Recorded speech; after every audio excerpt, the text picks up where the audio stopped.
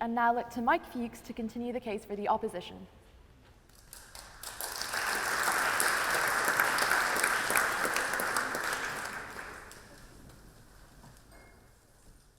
Thank you. Thank you, Madam President, and good evening, ladies and gentlemen. We've heard some very good and compelling arguments, I think, on both sides of the proposition tonight. And while many, if not perhaps all of us here, would agree about the nature of the regime in China, the nature of the Chinese Communist Party, and the threats and the challenges that we face from China in the coming years and decades, I think the question is not that. The question we face is how best do we approach these challenges? And so I would start this evening with one idea to guide our thinking. Competition is not Cold War. China is a competitor. It is a competitor in economics. It is a competitor in technology. It is a competitor in ideology, in security, and other realms as well. And we know that the stakes of this challenge are tremendous. It's not just about the world's two largest economies, in China and the United States, but it is about every country and individual in between, from the UK to Asia and beyond. Everyone can potentially get caught up in a Cold War. That is why it is absolutely crucial that we get our policies right.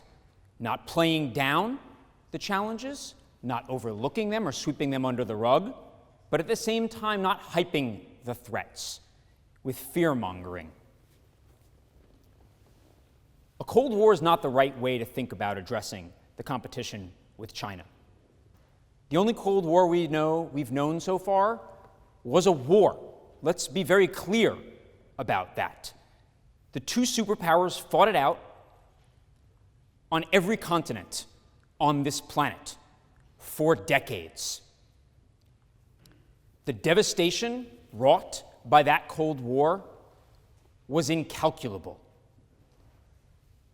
At home, even, in my country, in the United States, during periods of that Cold War, in particular the McCarthy era and McCarthyism, fear of China, fear of Russia, fear of communism was used to justify policies that eroded the very freedoms we claimed that we were fighting against around the world.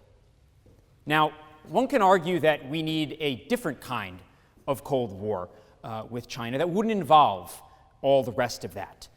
But the concept still does not embrace the complexity that is China and the competition that we face in the coming decades. That challenge will not benefit from turning continents into proxy battlefields.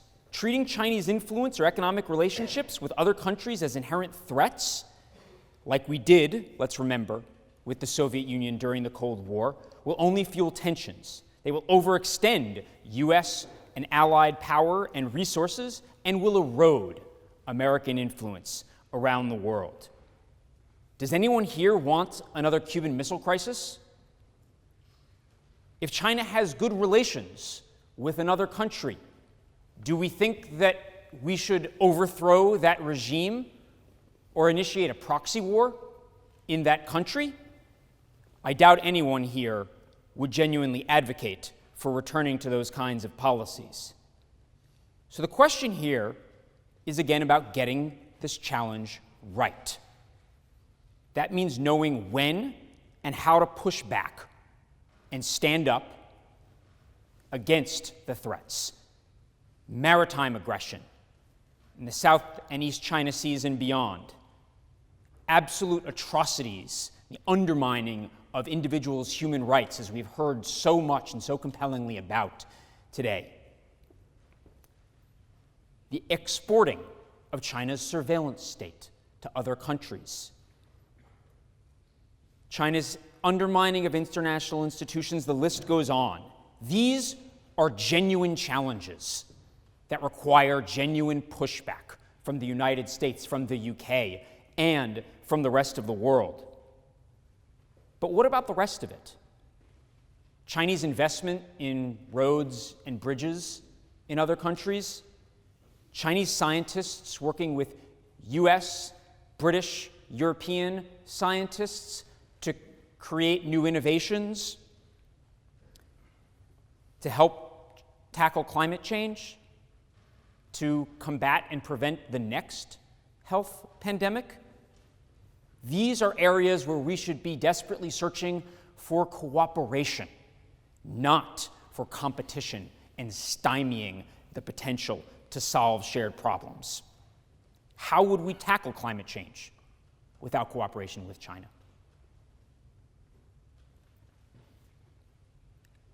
Let's not forget, as we talk so much about China and the United States, that in a Cold War, other states get votes. We've heard about the UK's decision about Huawei.